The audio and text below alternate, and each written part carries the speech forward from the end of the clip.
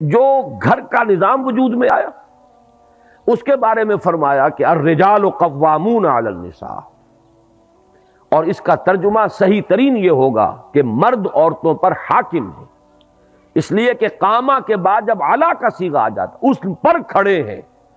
قائم ہے، قوام ہے، وہ تو مبالغے کا صیغہ ہے، قائم سے کھڑا ہونے والا، قوام بہت قوت کے ساتھ کھڑا ہونے والا، اور پھر اعلیٰ کا جب آ جائے گا صلہ تو قوامون علی النساء،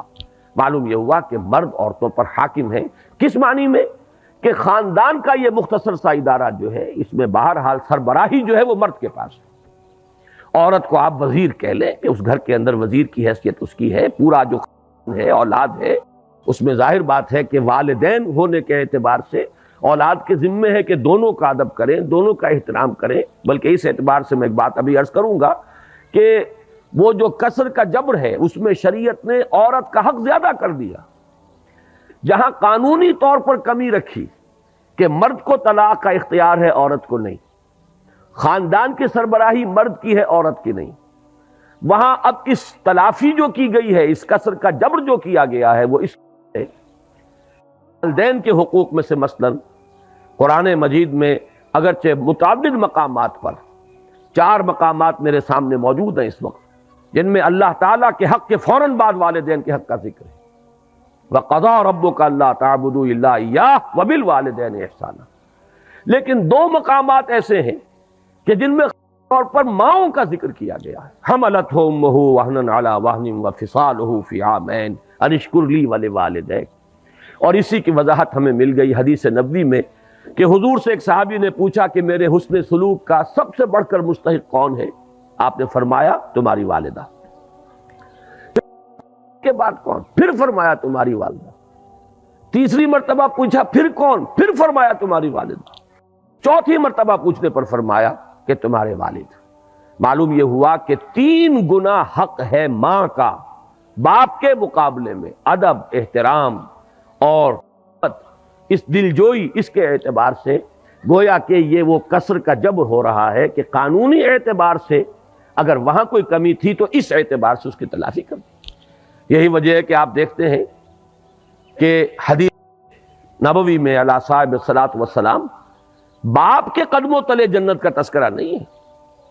الجنت تحت اقدام الامہات، جنت جو ہے وہ ماؤں کے قدموں تلے ہے،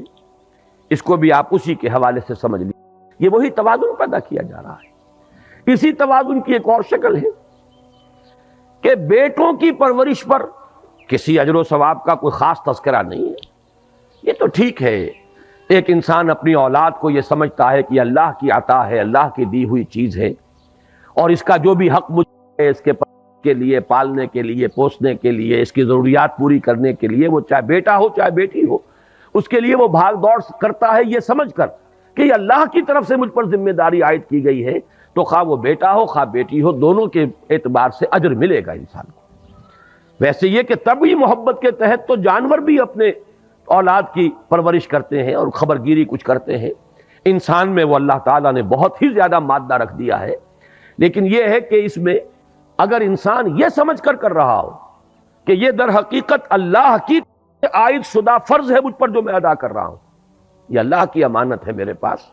یہی وجہ ہے کہ جو اولاد بچپن میں فوت ہو جاتی ہے اس کی نماز جو آپ پڑھتے ہیں، دعائے جنازہ جو اس میں مانگتے ہیں، اس میں کیا ہے؟ اللہم اجعلہ لنا فرطا واجعلہ لنا اجرا وذخرا واجعلہ لنا شافعا مشفعا، پروردگار یہ بچہ تو نے مجھے دیا تھا، تیری امانت تھی، میں نے جو محنت کی ہے، پالا پوسا، ہم نے جو بھی اس پر مشقت جھیلی ہے، پروردگار تو اس کو ہمارے لیے آخرت میں ذخیرہ بنا دے، اجر کا ذریعہ بنا دے۔ معلوم یہ ہوا کہ چونکہ تیری شے سمجھ کر ہم نے یہ کام کیا، اگر تبھی محبت کے تحت ہو تو پھر تو اجر آپ اس کے پر کلیم کر ہی نہیں سکتے، تو اس اعتبار سے تو لڑکے اور لڑکی میں کوئی فرق نہیں ہے۔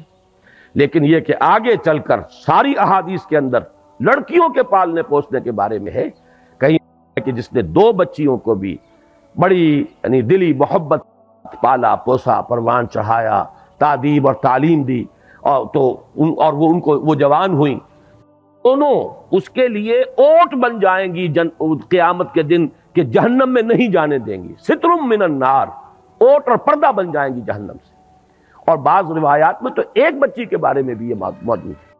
تو معلوم یہ ہوا کہ ایک ہے قانونی نظام، ایک ہے یہ اخلاقی نظام۔ قانونی نظام میں وہ کیوں فرق رکھا گیا، وہ بھی بڑی ہی سیدھی سی بات ہے، منطقی سی بات ہے۔ اگر آدمی ضد پر ڈھٹائی پر نہ اتر آئے تو عقل سلیم اسے قبول کرے گی، اور وہ یہ ہے کہ کسی بھی ادارے کے دو سربراہ بالکل مساوی اختیارات والے نہیں ہو سکتے۔ اگر ہوں گے وہ ادارہ جو ہے اس میں فساد پیدا ہو جائے گا، بد انتظامی ہوگی، ہنگامہ ہوگا، نظم قائم رہ ہی نہیں سکتا کہ دو سربراہ ہو گئے۔ تو اسی لیے آپ مینیجنگ ڈائریکٹر کسی لمیٹڈ کمپنی میں ایک ہی پائیں گے، ڈائریکٹر 50 بنا لیجئے آپ۔ اسی طریقے سے محکمے ہیں تو ان میں ڈائریکٹر اوپر ایک ہوگا، deputy director, assistant director, joint director, جتنے چاہے بنا لیں۔ لیکن یہ پر جا کر اگر ایک سربراہ ہے، ایک کی مرضی، ایک کی ثوابدید، ایک کی جو بھی ترجیحات ہیں، اگر وہ بروئے کار نہیں آتی تو نتیجہ یہ نکل